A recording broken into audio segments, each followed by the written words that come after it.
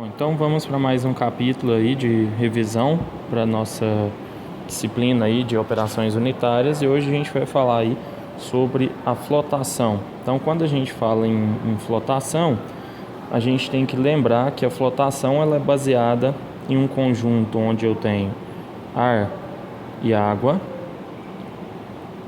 né? Então eu tenho que ter esse conjunto aqui, e isso aí vai ser utilizado para separar dois ou mais minérios que estejam, que tenham afinidade. Pelo menos um tem que ter uma afinidade por ar e outro por água. Eu tenho que ter, né, essa dualidade, né, entre o mineral 1 e o mineral 2 e os outros. Eu tenho que ter essa diferença. Pelo menos um tem que ser afim de pelo menos um desses, do ar ou da água. Então a gente vai falar disso aí hoje.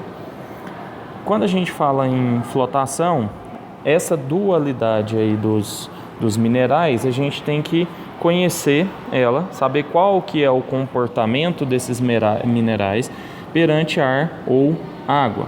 Então, quando a gente fala aí nessa dualidade, a gente vai chamar de hidrofobicidade e hidrofilicidade. Então, quando a gente fala nesses dois termos, a gente tem que lembrar que quando eu tenho fobia de alguma coisa, eu não gosto dessa coisa. Então, hidrofobicidade é aquele que tem fobia de água, né? Então, aqui, ó, água, né? Eu tenho minerais que são hidrofóbicos, eles não gostam de água. E eu tenho outras espécies minerais que, né, quando eu falo filidade, né, ele é afim. Então, ele é afim de quem? De água. Então, um é afim de água e o outro tem fobia de água. Então, esse que tem fobia de água, quando ele perceber as bolhas de ar, o que vai acontecer? Ele vai, ao invés de ele continuar na água, ele vai aderir aí às bolhas de ar. Já os que têm hidrofilicidade, como eles têm aí essa afinidade, né, pela água, quando eles verem lá a bolha de ar, eles vão continuar na água, eles não vão querer ficar com essa bolha de ar. Então é aí que ocorre a minha separação. Eu tenho um material que gosta de água e eu tenho um material que não gosta de água. Então, quando eu tenho o nosso conjunto lá que eu falei anteriormente, ar e água, aqui na água vão os hidrofílicos e aqui no ar vão os hidrofóbicos. Então eu consigo separar, por isso que eu tenho que ter pelo menos um que é hidrofílico e outro que é hidrofóbico. Porque senão não tem separação por flotação. Eu tenho que utilizar outro processo de separação deles aí. Lembrando que o material que gosta da água, ele é o material hidrofílico ou aerofóbico. Porque se ele gosta da água, ele não gosta do ar, então ele tem fobia ao ar. E aqueles que gostam da água, do ar, eles são hidrofóbicos, ou seja, ele não gosta de água, então ele vai gostar do ar, ou aerofílicos, são aqueles que gostam do ar. Então, quando a gente vê essas espécies lá, né, essa mistura das espécies, eu vou ter um mineral que gosta de água e outro que gosta do ar. Então, essas bolhas de ar, quando ela passa, se o mineral ele tiver afinidade pela bolha de ar, a gente vê um recobrimento, né, do ar por esse mineral. Ele gosta do ar, ele vai, vem cá, vamos caminhar juntinho aí. Quando ele não gosta do ar, olha o que acontece. A bolha fica ali e ela não tem nenhuma interação com o material. Então esse material aqui é aerofóbico. Por exemplo, a grafita, ó. Aqui eu tenho uma bolha aí de água. Então ela não tem interação com a grafita, então ela é o que? Ela não gosta de água, então ela é hidrofóbico. E quando eu tenho um material que tem afinidade pelo outro, por exemplo aqui a calcopirita, que ela é hidrofílico, ela gosta da água, dá pra gente ver aqui a interação da bolha de água com a calcopirita, é como se ela tentasse revestir a superfície da calcopirita. Então esse aqui é o hidrofílico. Então é assim que funciona aí o comportamento de afinidade para ser utilizado na flotação. Então, um dos equipamentos mais famosos aí no laboratório, né, esse aqui é um flotador de bancada. Então nós temos aqui um flotador de bancada. Ele tem a parte de aeração, que está aqui central, fazendo essa distribuição das bolhas. Então aqui está vindo o ar. E dentro desse tanque, né, eu vou ter ali os meus materiais que devem ser separados. Então até essa introdução do ar aí, ele faz com que esse material circule para poder haver uma mistura ali do material e a possível separação. Então aqui em cima a gente vê a espuma se formando. Então essa espuma, ela contém um material que é hidrofóbico, que é aquele que não gosta de água, então ele vai preferir o ar, e o ar. Então o ar que vai formar aí essa espuma, para mim retirar na parte superior aqui esse material que é hidrofóbico. Então aqui geralmente eu vou ter raspadores que vão retirar esse material para fora do tanque para fazer essa retirada. E aquele material que ele é hidrofílico, que é aquele que gosta lá da água, ele vai decantar aqui no fundo do recipiente e vai ser retirado depois. Aqui tem um exemplo aí de um flotador de bancadas, dá pra gente ver aqui a injeção de ar. Aqui dá pra gente visualizar a espuma que foi formada com o minério que eu estou retirando, né? E aquele material que não gosta aí do ar, que prefere a água, ele vai decantar aqui no fundo do equipamento para poder ser retirado depois. Esse aqui é a retirada da espuma, ela ocorre aí nessa calha que eu tenho aqui ao final do tanque.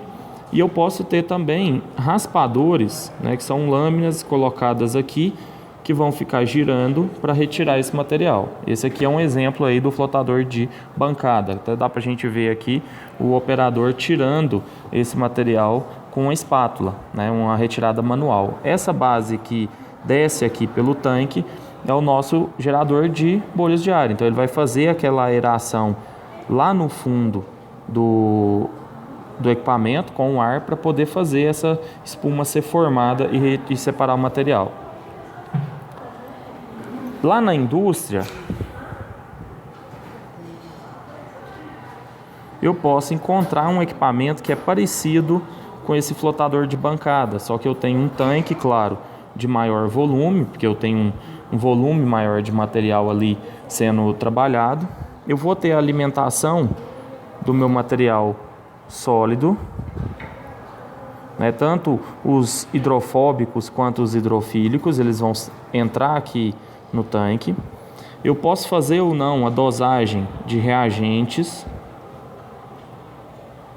que vão trabalhar aí essa característica hidrofóbica ou hidrofílica do material. Então aqui eu vou ter o meu sistema de aeração, né? Eu tenho aqui o ar comprimido, eu vou injetar esse ar dentro do tanque, promovendo aí a formação, né? Quanto mais eficiente a formação dessas bolhas, mais eficiente vai ser a minha separação. Claro que dependendo do volume eu tenho também que dosar bem o meu reagente. E esse material que vai ser flotado ali, ele vai transbordar aqui no final, né? Que eu tenho uma saída, onde eu vou ter a saída da espuma, mais o material que é hidrofóbico. Então esse material aí que vai sair é o material hidrofóbico, que gosta do ar, né? Ar mais o material hidrofóbico, que é aquele que vai sair lá na espuma. Aquele material que é hidrofílico, eu vou retirar ele junto com a água. Então aqui no tanque embaixo vai sair o material que é hidrofílico, mais a água que vai arrastar esse material. Então eu vou formar aqui a minha espuma, e eu posso ter aí também raspadores que vão fazer o que? Eles vão caminhar nesse sentido para poder tirar essa espuma de dentro do tanque. Então aqui, ó, a gente tem os raspadores que vão fazer esse movimento para retirar esse material aí do tanque. Outra forma industrial de fazer a flotação é a nossa flotação em coluna. A flotação em coluna é o mesmo princípio aí da flotação em tanque, né? Só que eu tenho um equipamento aí que é uma coluna, né? Dá pra gente ver aqui na representação. Eu tenho uma alimentação desse material, que pode ser feita aqui nesse ponto. Eu vou ter uma calha, aqui dá pra gente observar, ó, que a gente tem uma região aqui de saída, né? Onde essa espuma vai transbordar e vai cair nessa calha aqui, ó.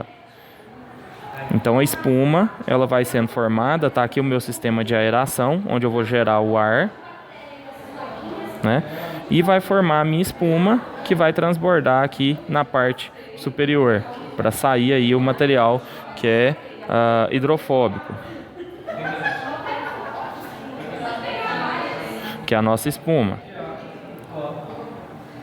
Já o material que é hidrofílico, a tendência dele é vir aqui para o fundo e ser retirado aqui nessa região, onde eu tenho material hidrofílico mais a água, né? Aqui dá para a gente ver a parte superior, onde eu tenho chuveiros. Esses chuveiros,